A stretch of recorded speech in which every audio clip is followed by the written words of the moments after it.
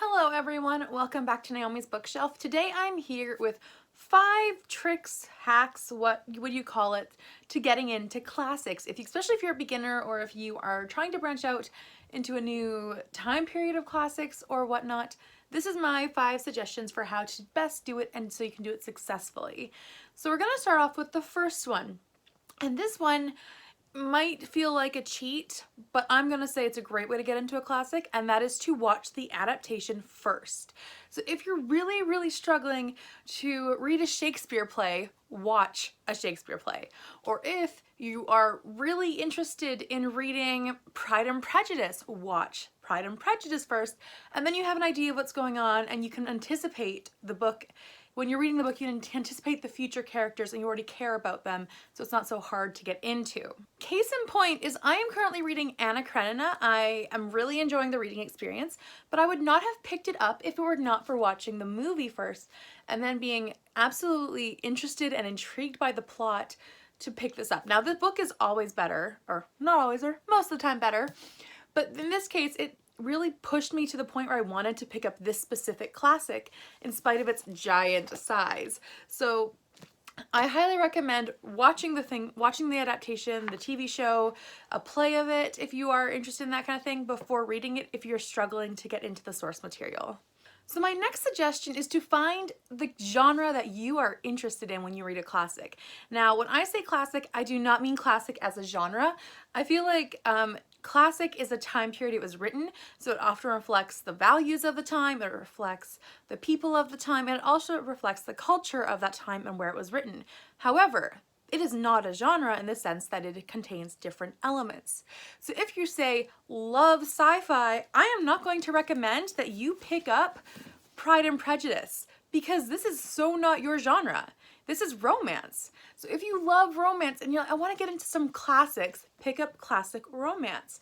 Or if you love sci-fi, I can't find my copy of Frankenstein right now, but you should pick up Frankenstein as it is a classic sci-fi, like the first of its kind. But you can also pick up other ones like Dune and all those other classics that are of the right genre. If you love mysteries, pick up Sherlock Holmes. I would not recommend Sherlock Holmes to someone who loves fantasy because it is so not the correct genre. I mean, you can love both fantasy and mysteries, don't get me wrong. But if your main genre is fantasy, don't pick up this one. And I honestly can't think off the top of my head of a classic fantasy, but there are so many classics out there. Adventure, The Scarlet Pimpernel is a great choice because it is easy, it's quick-paced, it's fast-paced, and it is an adventure story, but it is also a classic. Or things about political issues, really, social injustice, To Kill a Mockingbird. That's a easy one to pick up for your favorite type of genre or context.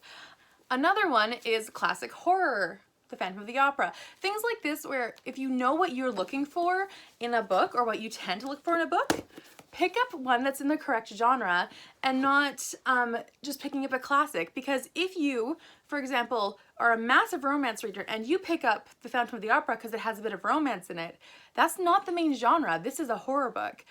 I really enjoyed it. I'm not a horror reader, but I really enjoyed it. But I would not recommend that. I would recommend Jane Austen, or I would recommend, I don't know, Elizabeth Gaskell. But I would suggest picking up the right book according to the right genre so you have the best chance of succeeding and liking the classic. As I don't tend to like a lot of classic sci-fi because I don't like sci-fi too much. And that's okay, but I know what classic sci-fi I should avoid or at least try and not have too high of expectations for. And it's not the classics I love, as I cannot find my Frankenstein, but I do own it.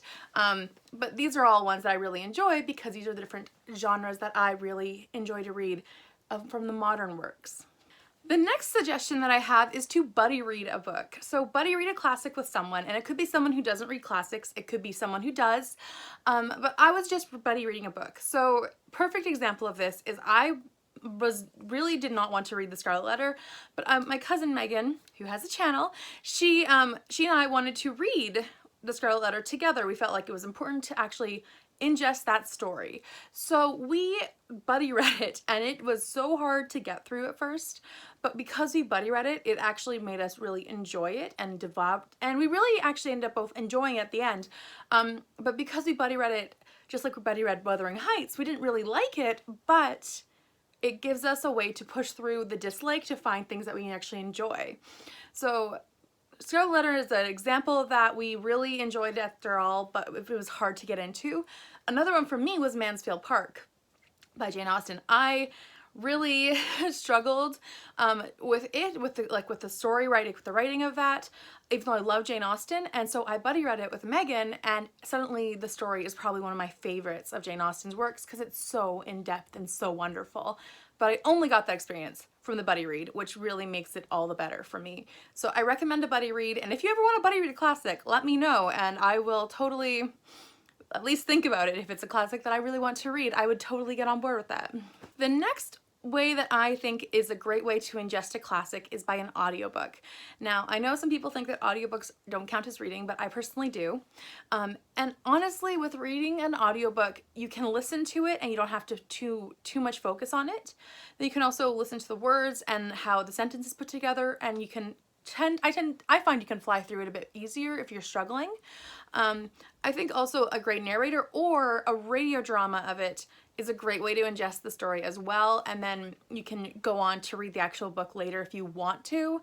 But a radio drama or an audiobook I find is another really good way to get into a classic, especially if you find someone that you're really interested in listening to their voice. A perfect example of this is not one that I struggled with, but a really great radio drama slash audiobook is Sense and Sensibility. I will put a picture up here of it so you can see it, but it is read by Emma Thompson and a bunch of other actors, so it's a full cast, and it's a really great way to ingest Sense Sensibility, especially if you're trying to do it for the first time. You can really listen to it and engage with it, kind of like a radio drama from the old days or a audiobook drama. So I really think that that's a great way to go into it. And the last suggestion that I have for reading classics, if you want to get into it and you're not really sure, you don't want to put the money into it because you're not really convinced you're going to love it, if you have Apple products, you can pick up a free copy on the iBooks app, because it is anything over 100 years old is free.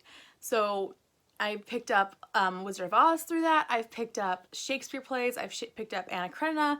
Any classic that I am currently reading at any time, I will pick up the free audiobook, not the free audiobook, the free ebook on the iBooks app. And therefore I can carry it with me. I can read it when I have time, if I'm bored somewhere, or I can read it if I'm just, don't have the physical book and I don't want to carry a giant book with me, but I want to keep reading the story. So I feel like that's a really great trick. If you have an Apple product, you can totally pick up the free e-copy of it if you are wanting to test the waters and you're not completely convinced that you want to read it. I'm sorry, my voice is going. So those are my 5 classics how-to tricks for beginners, for starters, or even if you are already into classics. Here's a few more ideas for me if you're trying to struggle through a classic. I love classics and I love reading and discussing them.